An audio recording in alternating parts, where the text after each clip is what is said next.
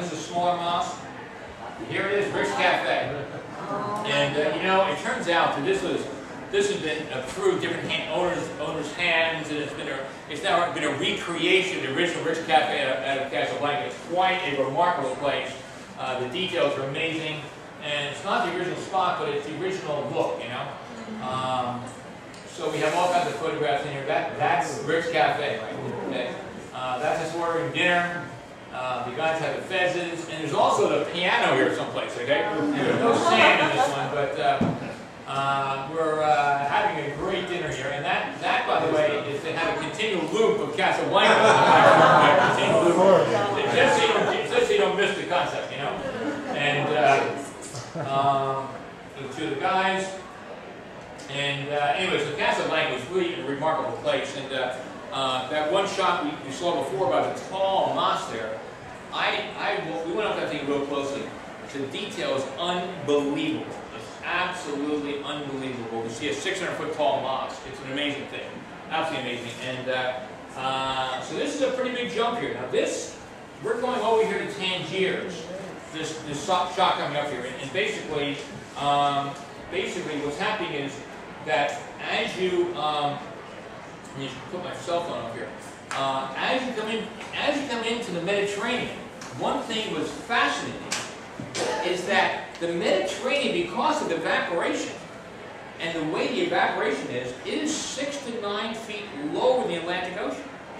So the Atlantic Ocean is always coming in. There's no ebbing. It's always flooding in. And the winds are generally going out. That's generally how it is.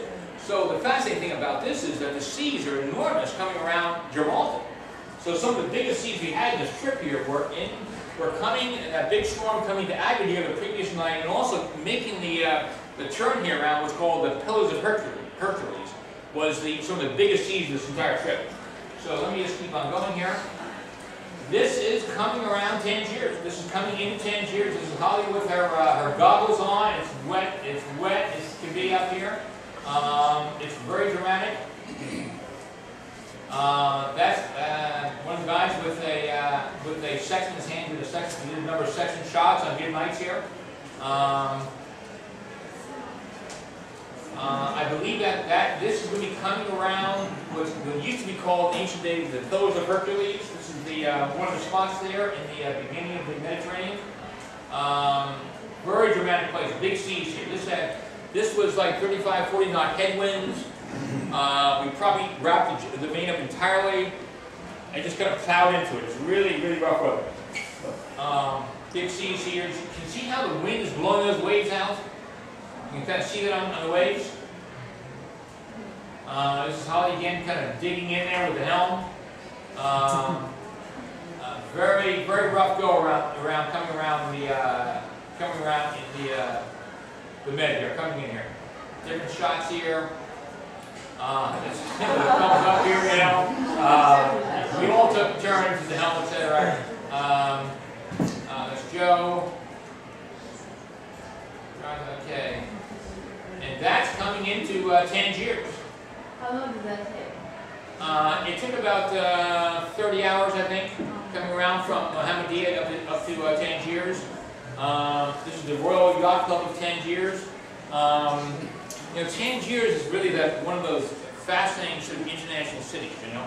And it was a kind of a weird thing in World War II. The Spanish actually controlled much of North Africa, including Tangiers. And so the history of this thing, it goes back, and different people have fought over this area for many, many centuries.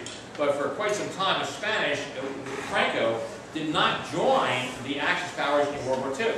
So what happened is, much to Hitler's chagrin, and what happened is the Spanish controlled a section of North Africa. They wanted protection from anybody coming from Africa.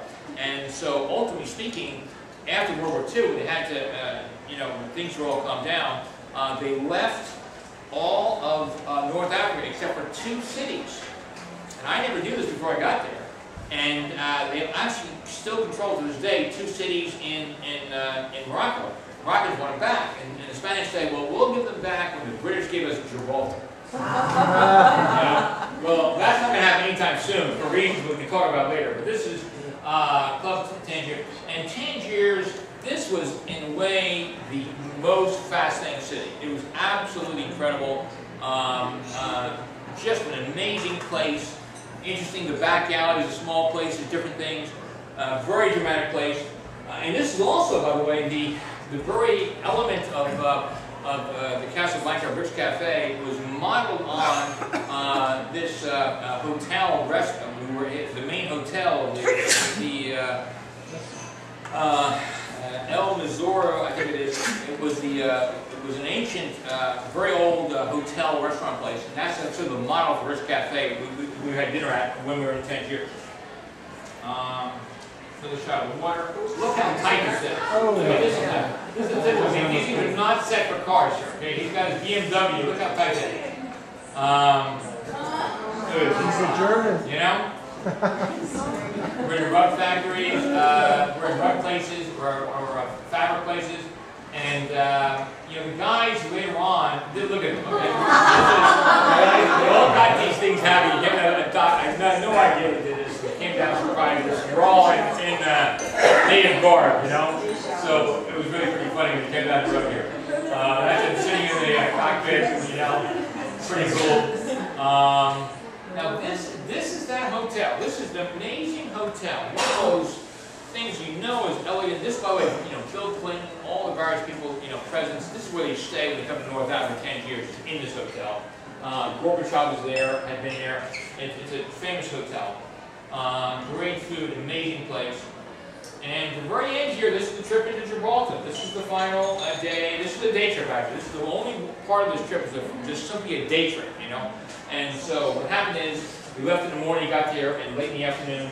And Gibraltar was a pretty amazing place, actually. We sailed over there. Has some good wind in there. You know, one of the interesting things about Gibraltar, though, is that it comes down to, you know, several miles across, and you can, on a clear day, see the other side, you know, from both sides, right? And but it's full of shipping traffic. That's where everything kind of, really kind of condenses right there. So it's very important to really be on top of things like radar, know your shipping rules, and get an awareness of how ships react and know what to look for here. Which if you didn't, you'd be in very difficult terrain here. Notice our bimini has gone bad again. That thing we had to fix finally in Gibraltar, you know. We kept on having we had to fix 3 or 4 times.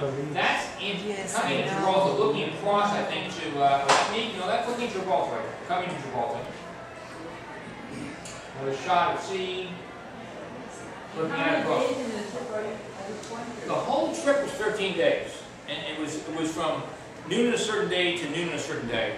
But we got into Gibraltar and timed the lines on about 11:45 a.m. for a 12 o'clock landing. You know, so it was like we just made it. Okay, in terms of our schedule, and most people had flights within like 1 or 2 days. Most of them had like short trips or something. They're going to have hotels or something for like 1 or 2 days. But still, it was one of those fascinating trips here with all these different things going on. And this trip here was really very different than a normal trip. Like we have a trip coming up next May, June to South Pacific, Tahiti. I've now been to Bora Bora 25 times. And so what happens is, those are generally, they're much smaller in length, they're much smaller trips.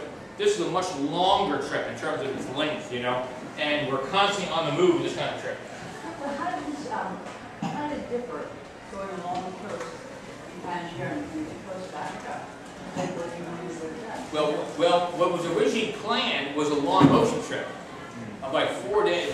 Leaving in the Canary Islands was 4 days at sea to get to Madeira, maybe 5 or 6, depending on the ocean.